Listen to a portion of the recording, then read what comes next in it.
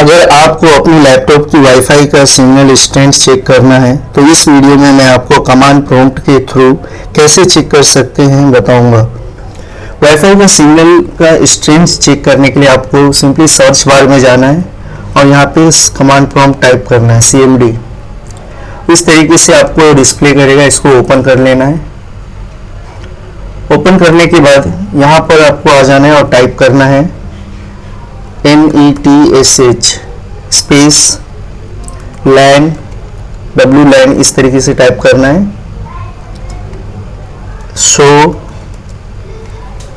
Interface, इस तरीके से आप टाइप कर दीजिए NETSH space WLAN space show space interface और एंटर कर दीजिए।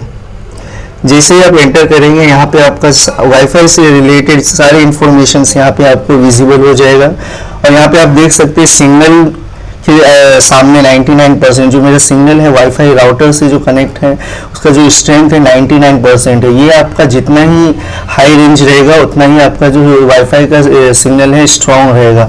तो इस तरीके से आप कमांड प्रॉम्प्ट के थ्रू आप अपने किसी भी वाईफाई का सिग्नल का स्ट्रेंथ चेक कर सकते हैं। सो गाइज टेल मी आपको ये वीडियो कैसा लगा कमेंट करके। अस्सलाम वालेकुम।